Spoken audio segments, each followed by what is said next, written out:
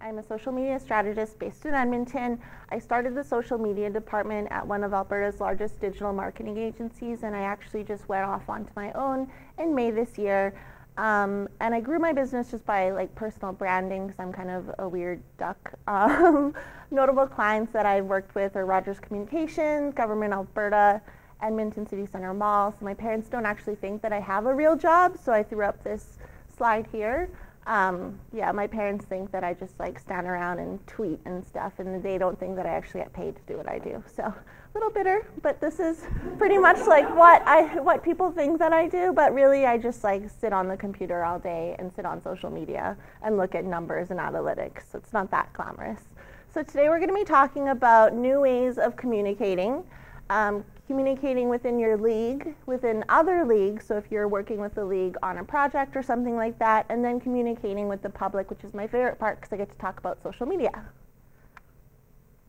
So why upgrade your communication tools? So we're not just going to focus on the communication part, but also the productivity part and how these tools can help your team be more productive. So this is yesterday's communication. They called it snail mail for a reason.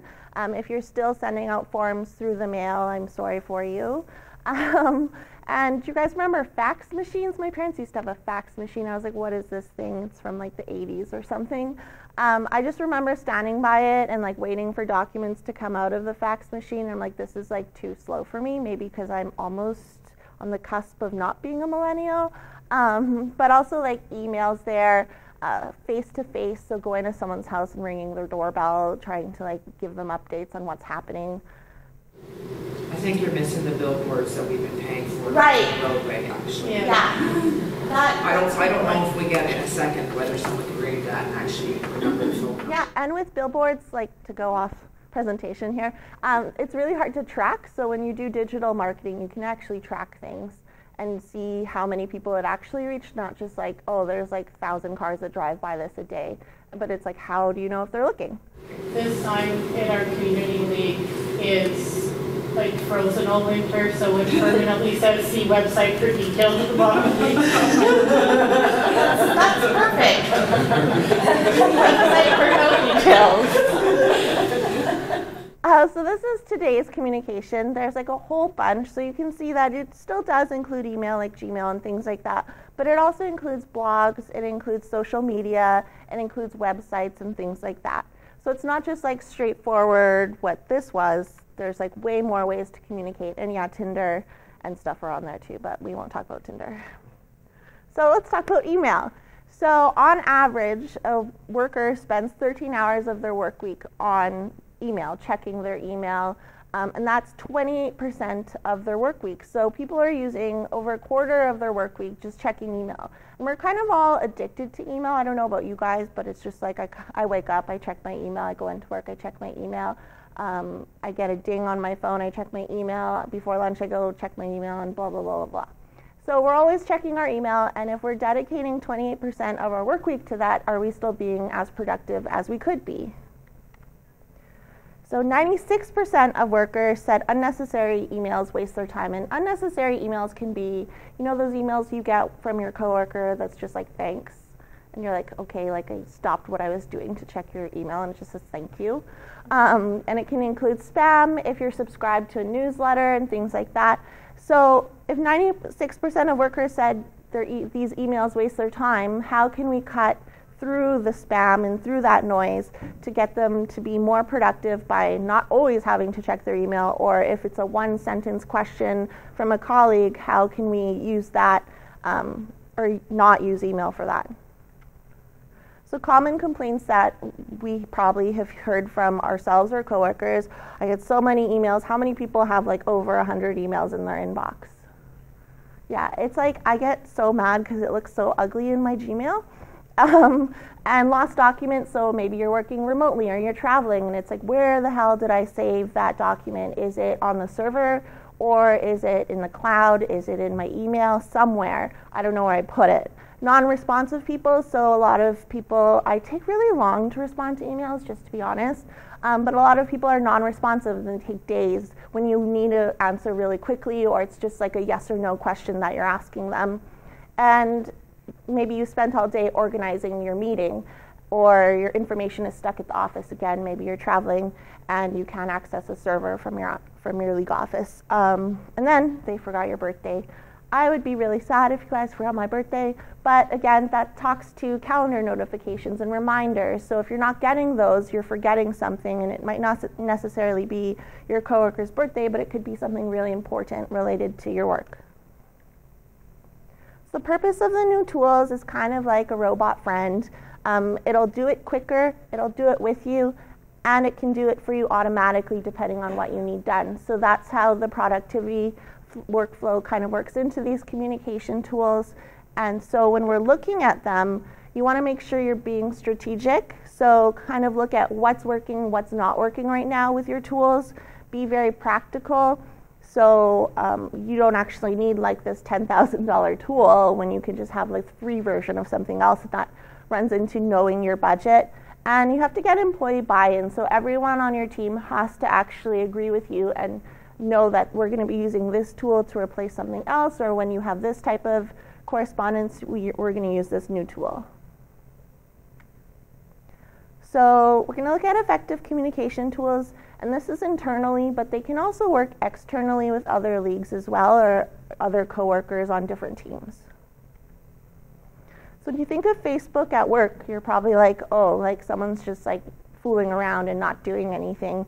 Kind of wasting their day with their feet up on their desk. Unless they're a social media person, there's not really a huge need to be on Facebook during your work day. When I used to work at the agency, I checked Facebook personally anyway. So now Facebook introduced Workplace by Facebook.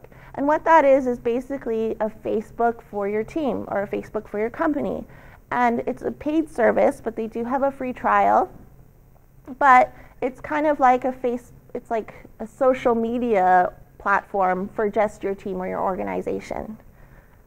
So this is what the Workplace by Facebook dashboard looks like. So along the side, it's kind of similar to what you would see on your own personal Facebook, but you'll notice that there's teams and projects, so you can have different teams and have different projects related to whatever you're working on. There's new employee orientation, so if you're a new employee and you sign up for Workplace by Facebook, then you would go there. Some announcements, and then there's like the general wall and the chat on the right-hand side. So this is kind of where it replaces the internet of a communication, or the internet of a company. So you can upload unlimited sizes of videos, of photos, and files and things like that. So instead of having an external server or somewhere, or like a cloud service, you would use the Facebook or Workplace by Facebook. So I don't know how many people here have heard of Kanban. Okay, cool. So Kanban is a way of streamlining a process or project. Basically, CAD means visual and ban means cards in Japanese, so Kanban. You might be doing this like organically with post-it notes on your wall or a whiteboard or something like that. It's a really popular way to do things when they need to be done. So if your to-do is to use Kanban, your doing right now is learning about Kanban, then once you're done learning about Kanban, then you move it to done. So that kind of thing, but it doesn't necessarily need to be to-do, doing, or done. The electronic version of Kanban is Trello. So Trello is kind of the starter of the Kanban digital tools. I like to call them the godfather of Kanban just because it sounds cool. So they have a free version and they also have a paid version. And this is what the dashboard looks like. So you can see that they didn't have to do, doing, or done. You can customize what kinds of headings you have across all of your boards. But you can see there's color coordinating, there's emojis. On the paid version, I think there's stickers. Not that that's important, but they're really cute. And then you can see like there's team members popping in, writing notes and things like that, and you can assign things to people. And there's also a chat function in here as well. So if you're working on a project that requires all these different steps, or maybe you're launching something on the website or whatever, you can use a Kanban tool like this, and it'll go through the process and everyone can be assigned whatever needs to be done, and everyone else can see where the project's at right now. Yeah, really, I'm not going to try to be Oh, So for me, I would struggle to just use a whiteboard behind you rather than this. really? What you're sharing with us is that this could be used by multiple people. Yeah. So, You would not use a whiteboard. yeah. And you can access this through your phone or your desktop computer, so even if you're not around your teammates. And this will be like cleaner than using a whiteboard, because if you used a whiteboard, you'd have to have all those Post-its, which really looks cool in stock photos, but is not cool in real life, I can promise you, because it gets confusing, or like Post-its fall off the wall and then you want to die. So yeah, having a digital visual version is better than Post-its. But So when you're delivering this presentation, if you could just remember that I'm a different okay, generation in mind. I'm sorry. It's really a struggle for me. I think of my mom. Okay, thank you. Does anyone else have questions while we're going through this? Feel free to shout them out. So let's say you're doing it can be as simple as doing a blog post with multiple people who have to fetch information. So you can have the first panel as research or like writing the blog post, and then the second panel is doing, where you can put, we're actually researching these X subject things, and then the last one is published or editing, and then you kind of you can drag and drop across those little blocks throughout the whole thing so people can see where the project's at right now. And it's useful if you're building or even for an event, like to do, book a caterer, and then you can put in the doing panel, looking at caterers, and then the done panel, caterer booked, and here's the information. So Trello is meant to be user-friendly, and I know a lot of people get confused with SharePoint and things like that. So with Trello, it's a standalone app, so it's not like a SharePoint or like a cloud or anything like that, but this would be kind of to streamline this process. And I'm not sure if SharePoint has Kanban. I don't think it does. Yeah. I've never seen it. Like there's other alternatives to Trello as well. I'll show you Asana. But this is like really user-friendly and accessible, and they have training videos and things like that you can use. Asana also offers the Kanban Trello kind of board view if you want to run projects that way, or you can run it this way as well. So it's nice to have the selection, whereas with Trello, it's just the Kanban cards. So this is going to be between leagues if you're working with a league on a project or you work closely with them just in general. And a lot of these communication tools will actually work internally as well. So Slack is what they call the email killer. I don't remember what year it came out in, but a lot of companies, from startups, from like even one-person entrepreneurial companies to Fortune 500 companies, are using Slack instead of email. And I actually use Slack for my clients as well, but also at the agency I worked for, we used it internally. So with Slack, it's like it kind of kills that one thing where it's like, oh, can you send me this file? And instead of sending that in an email, you would just Slack the person, and that way you don't have another email in your inbox with someone asking you for like one question thing. So this is how Slack looks, and as you can see on the left-hand side, there's annual meetings, design tests. You can have your own custom channels, so maybe your communications team has its own channel, and you can make that private to only the communication team, or you can have everyone kind of be able to like pop in and see what's going on with the communication team. There's also one-on-one messaging, so if you want to send someone that message, send me that file, you can actually message them in this, and then they can actually attach the file as well. So a lot of people are like, well, with email, there's the trace or the trail, so if I need to reference something, it won't be in my email. But then in Slack, it stores up to, for the free version, it stores up to the 10,000, I believe, of the latest messages. So you can go in there and use the search function and look for that message. And it also will store the file link as well. So if you're like, oh, he sent me this file, I don't remember, it was like back in our conversation from last week, you can actually look at all the attachments you've ever received and find it in there as well. But the search function is really powerful. It's almost like its own little Google environment. So basically you can, if you want to email someone, you can email them. But with this, it's like if you have a one-worded question or it requires group input, you can create your own channel, or you can have just like your own project team. And so you can, you know how like on Facebook and Instagram and Twitter, you can tag people so that they kind of get see this message is for like attention, or they need the attention on this message, you can do that in here as well. It's a more powerful tool than email because it integrates with so many different apps and different programs that are available right now. So you might not be using Dropbox, but maybe in the future you will be. This will integrate with Dropbox. You can save all of those attachments into Dropbox. You can also have custom programming done where it can save it into a specific file location just in general, like on your server and things like that. So, and also if you use MailChimp for your email newsletters, which I'll get to, this will also integrate with it as well. You can schedule reminders to yourself. You can schedule reminders to remind her, like, oh, don't forget we have a meeting tomorrow, and it will pop up like however, like 10 minutes before, or however earlier you want it to be. So it's kind of taking away the toll or the task of going into your email, sending one email, hitting send, and being like, okay, just waiting around for the server to sync. So you're still sending a message, but it's not plugging your inbox. And your email can't really sync with like Dropbox, Trello, Asana, and all these other tools, and they have free integrations. And you can't really, and to send someone a reminder, you kind of have to send them a calendar invite for the meeting. But in here, you can simply just go remind at, and then the username, coffee at 12 p.m., and then it will be sent, and it'll just ding them on this. I mean, you can do the same with email, but this is more streamlined, where it's cutting out that whole like compose message, can you send me this thing, send, and then waiting to see if they're going to send it or not. And you can see when people are typing, and it's kind of just another way of, yeah, it's like texting, like a more powerful text or a more powerful chat.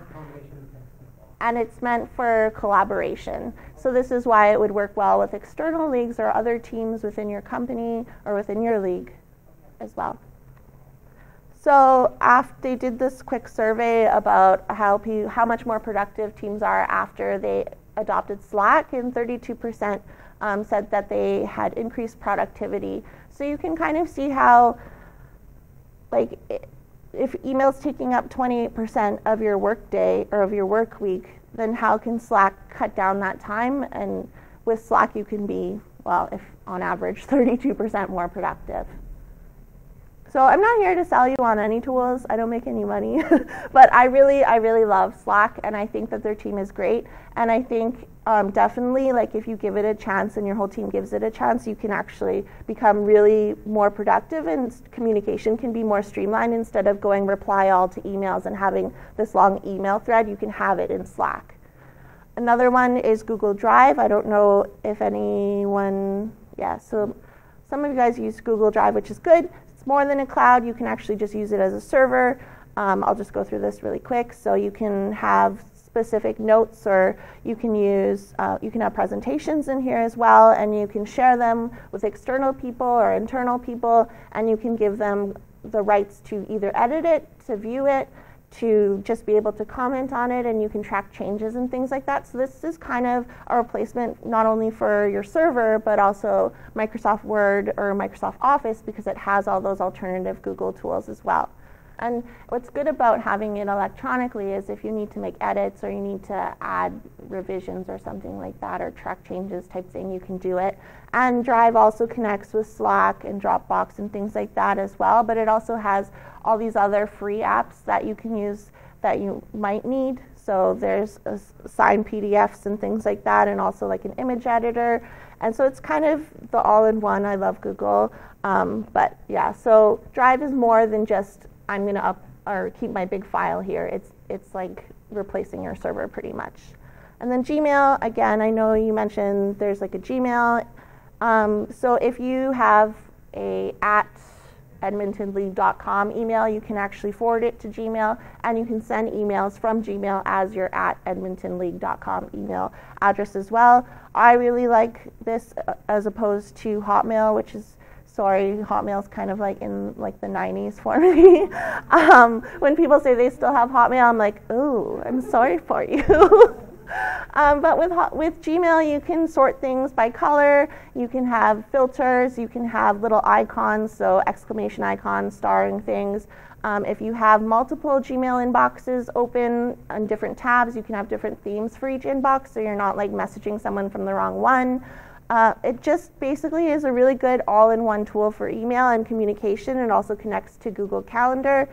Also, if you have this plugin, I believe it's called Boomerang, you can actually schedule out when you send emails. You can remind yourself, hey, if this person doesn't respond within whatever amount of days, you can actually send them another message or like just following up. It can do that for you automatically, or you can just schedule it to remind you that this person never responded. You can add in HTML, you can add in tweets, just basically a powerful add-on for Gmail, and that's called Boomerang. There's also Mixmax as well, but you can also see when people read your email, click a link within the email. So if you know that one coworker that you email is like pretending to check their email and they don't actually read the link that you included, you can be like, hey, you never clicked that link, liar. So social media, this is probably my favorite part of this whole presentation. Effective communication tools for interacting with the public. So again, keeping in mind who your demographic is when we go through this section. Maybe in your area there's more older people, but they'll probably be on Facebook because my parents are on Facebook, and lots of older people that I know are on Facebook. Sorry, guys. Not all of them. But Facebook is kind of like the all-in-one where the majority of people are. Facebook users use it on average for 20 minutes per day. So a lot of people are like, Facebook's not cool, I don't use Facebook, but they have Facebook and you know they're checking it because you know it's on their phone. And people are addicted to social media just kind of like how they're addicted to email. They're always constantly checking it, even when they should be working, but that's okay. So with Facebook, you can post updates and things like that, and kind of like we all know what Facebook is used for, but also Facebook has a powerful ad targeting tool. So if you want to target people within a specific postal code with an ad, or within 2 kilometers of your hall or something like that, you can do it with Facebook ad targeting. Twitter, again, not a lot of people have learned to master Twitter, but it is, again, a powerful tool, and it's for engagement and building relationships with, it's either like within your community league, externally, like whoever you want to build a relationship with. You can actually like really easily build a relationship with Don Iveson because he has a really huge Twitter presence, and if you tweet him, he responds to you. So it's kind of like you can jump in on conversations. And if you don't want to use Twitter because you're like, oh, that's scary, you can actually do social media monitoring. So if someone's talking about your specific community league or something that's related to your league, you can actually see what they're saying and use that data as market research. And Instagram, I like Instagram. It's really good for FOMO people. So say you were organizing an event and lots of people showed up, but there are still some people like, oh, no one's going to go, or I don't know what to expect, so I'm just not going to go. When you share Instagram stories, which is kind of like a live feed, I don't know how to describe it to you. Yeah. Or you share videos or photos within your Instagram feed. Those people who are like suffering from FOMO, and they're like, okay, well, I can check this out. And then they see that, hey, this looks really fun. I'm going to go to the next one for sure, or I'm going to go to the next event that they have because I'm sad that I missed this and I'm not cool enough to be on their Instagram. So Instagram is for visual things. Please stop posting screenshots if you do that, please. It kills me. So this is what Oliver Community League, they have a blog, and I actually really love their blog. I live just outside of Oliver, but I pretend that I live in Oliver.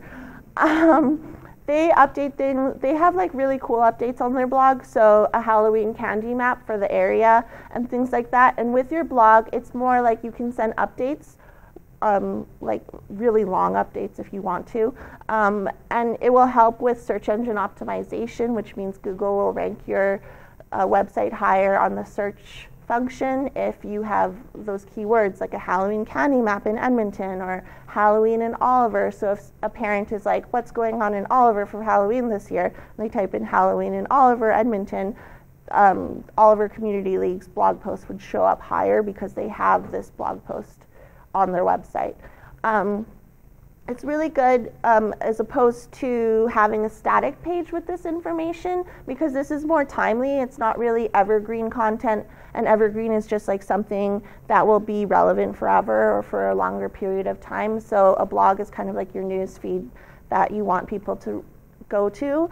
And also it's good content for you on social media, and you're driving people to the blog post, but then they're more inclined to be clicking around on your website as well once they're there.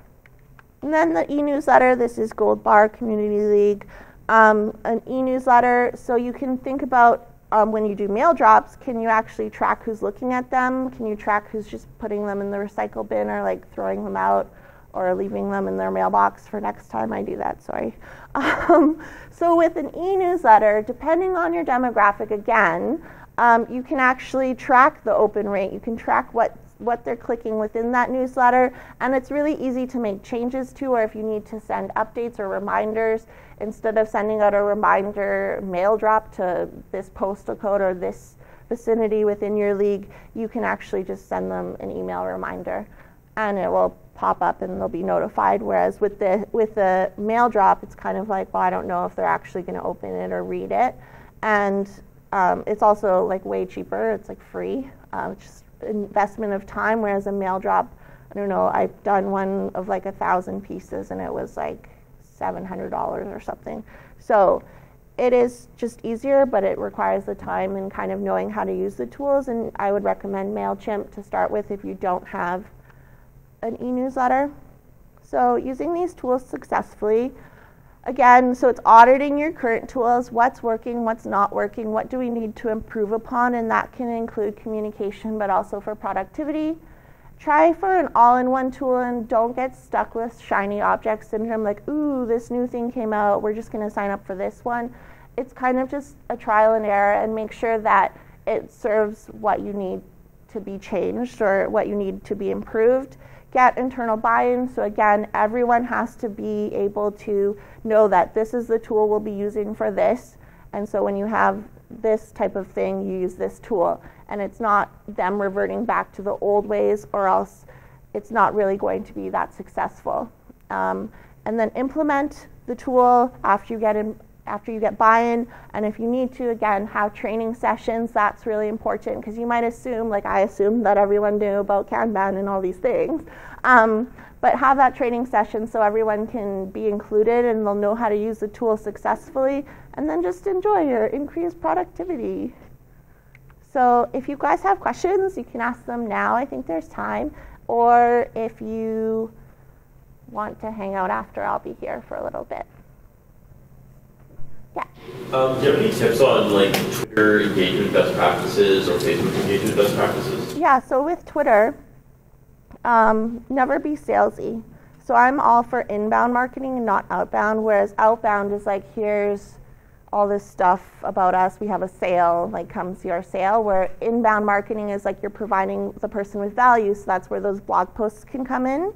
And having relevant hashtags, so if you're hashtagging Edmonton, but you'll see that more people are using hashtag YEG for Edmonton, then use hashtag YEG, and don't hashtag every single word, because that drives people crazy.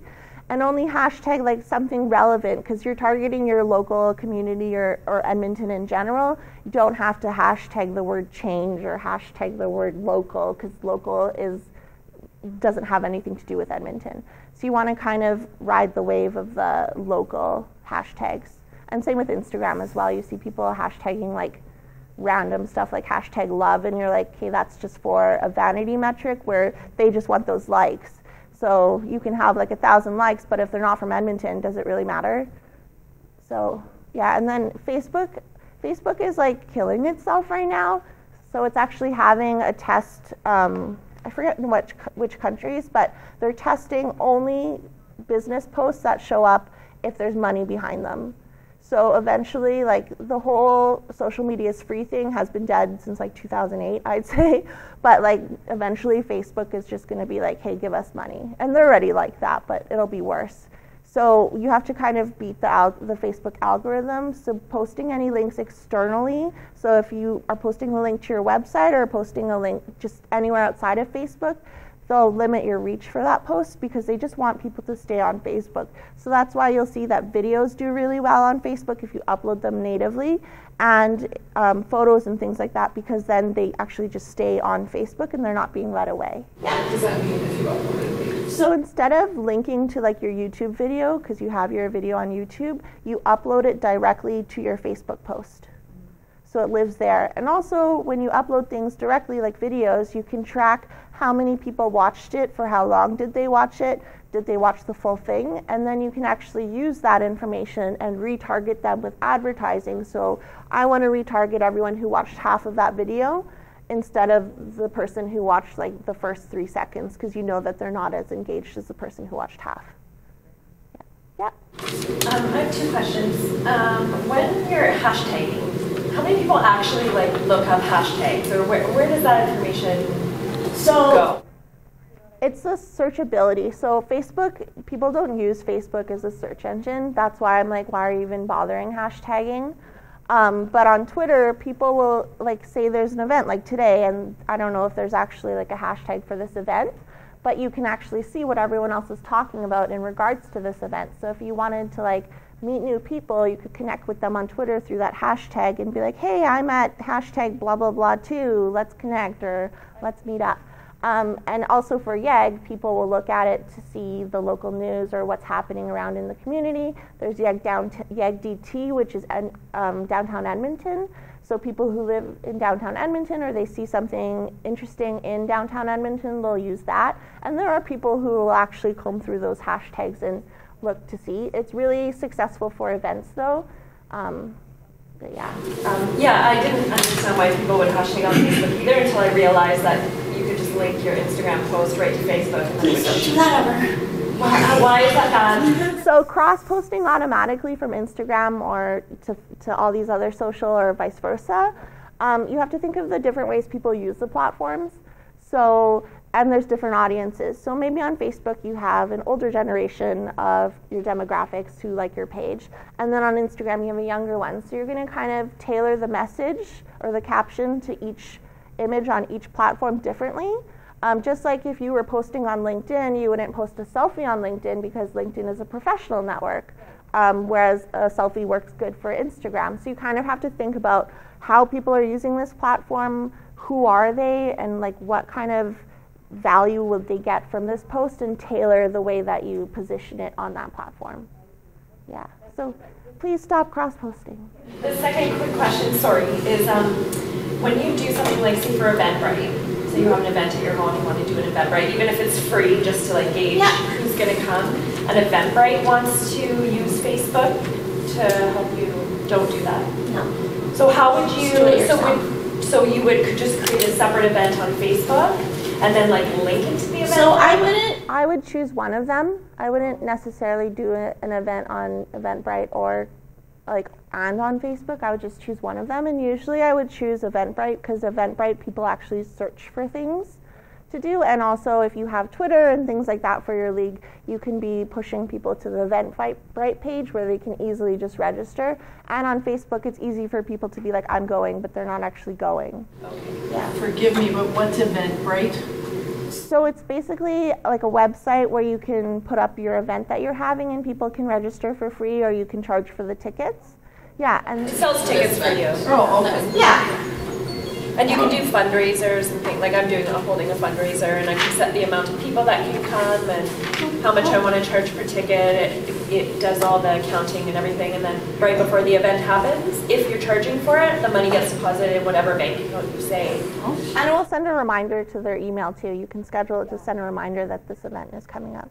For events, I've seen people use Eventbrite in their Facebook events, so they kind of link to Eventbrite. Do you think that's a successful practice? Because I just wonder how to get the virality that you can get through Facebook. So if you think about the Facebook reach right now, it's kind of like dead for businesses, to be honest. That's why I recommend just having Eventbrite and not even worrying about a Facebook event. And also with Eventbrite, you're capturing those people's emails and their information, so you can use that later on. Whereas if you're just like, okay, like say you're attending in Facebook, you don't really get any demographic information from them. So Facebook is good for nothing. I hate Facebook. But it is good for posting images, posting videos, posting really quick updates.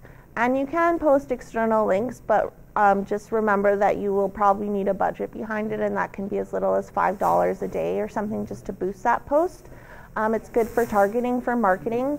You can actually import your email list into Facebook, and it will target those users on their Facebook as well. You can create a custom audience from your email list, so Facebook will find those people on your email list, look at what they're interested in, look at what they do and things like that, and they'll create an audience that's similar to that, so it's a lookalike audience. But basically what I'm hearing you say is that even though it used to be free, you can use it free, you're not going to get a lot of engagement anymore if you don't work on it. Yeah. So I always recommend having a healthy budget behind it, and that can be as little as $200 a month or something. Or maybe you don't have an event coming up, or you don't have anything important, so you're just posting organically. So if, for example, on Community League, so we have a website and we have a good event organization software where people can register for, sign up as volunteers, for example.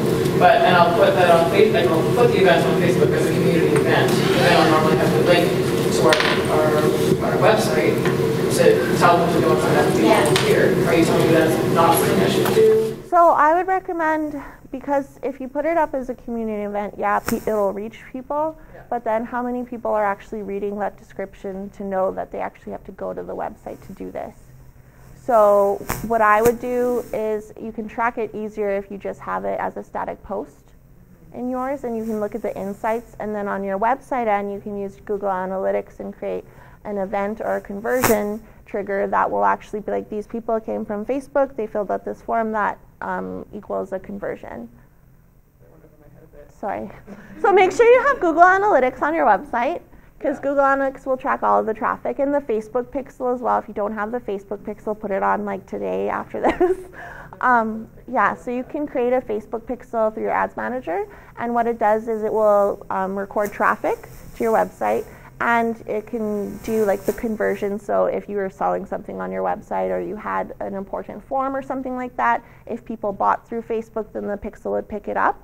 But also what the pixel's really great for is if people are coming to your website from Facebook, it records that traffic. So if you want to market to those people who've been to your website in the past 30 days, the pixel has that information. So you're already marketing to people who are engaged with your league and things like that, and you're not just like kind of cold marketing. I just wanted to say too, I'm finding for me with the community league on Facebook, it's a little different than the businesses too. Because, for example, we've got 440 likes on Facebook. Maybe that's not a huge amount, but when you think about the size of the community, it's not bad. But I'm finding on Facebook, we do beat the algorithm without a lot of sponsored posts, and it's people want to be engaged in a community in a way that they don't with a business, right? So sometimes, like if you don't ask for much, an example is we're holding a craft thing at the hall today, and because of some sort of volunteer miscommunication about the time, we didn't actually put it out on social media until last night, and it's today.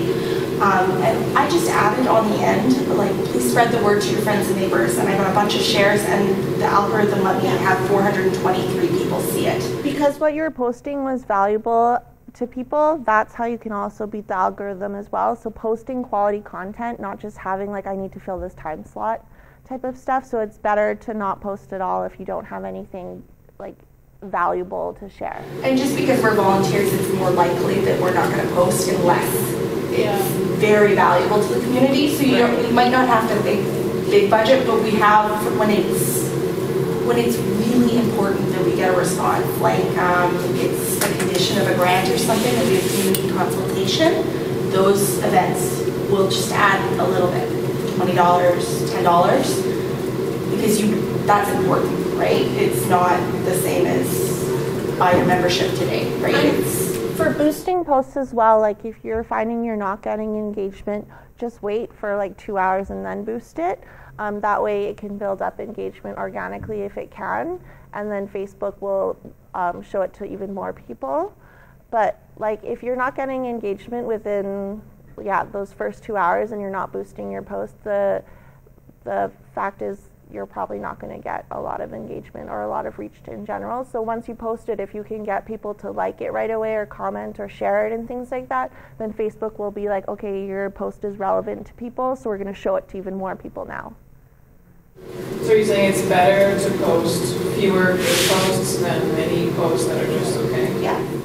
Because then that way, those just okay posts might not have any engagement, so Facebook kind of is like, is your page actually like useful to people? Because essentially it's all a popularity contest and you want every post to be super popular. Yes. But also minding the fact that you don't want to focus too much on likes and things like that, because those are just vanity metrics. So vanity metrics are like when you're on Twitter, you can have 10,000 followers or you can have 100 followers, but those 10,000 followers might all be in India and not be relevant to Edmonton. So would you rather have those 10,000 or would you rather have the 100 Edmonton people who actually engage with your content? So it's kind of the same thinking when it comes to Facebook posts and things like that. It's really just checking your insights and your analytics if you're pushing people to your website. You know, as you're talking, I realize that now that we have anti-spam legislation, we're not allowed to email out to people anymore without asking permission. But with Facebook and all that you're talking about, you can get around that entire legislation by what you're talking about. Yeah, if you have an email newsletter and you have emails or you have collected emails in the past, you can use them for Google remarketing, but also Facebook remarketing. So uploading those lists, and then those people will have those ads and creating audiences that are similar to those people on your list. What would you recommend for websites if we need to redo our website? I would recommend using a professional, whether it be an agency or a freelancer. Freelancers are usually cheaper than agencies. I would recommend using WordPress, because then on your end it's easy for you to update and you don't have to pay the developer. And I would recommend installing Google Tag Manager, Google Search Console, Google Analytics, Facebook Pixel, and all those tracking codes, even if you don't think you're going to be using them. But with Google Search Console, it's really important because you can see how people are landing on your website, like what are they searching for to find you. And like my website was hacked in October by like some Japanese thing. So my website used to be on like the front page of Google, and then now it's like on, I don't even know, the 9th page because they penalized me for having hacked content. So having those tracking systems in place, like that's how I knew my website was hacked, was from Google Search Console, them telling me. Okay. Well, thank you very much, Beverly. Really appreciate it.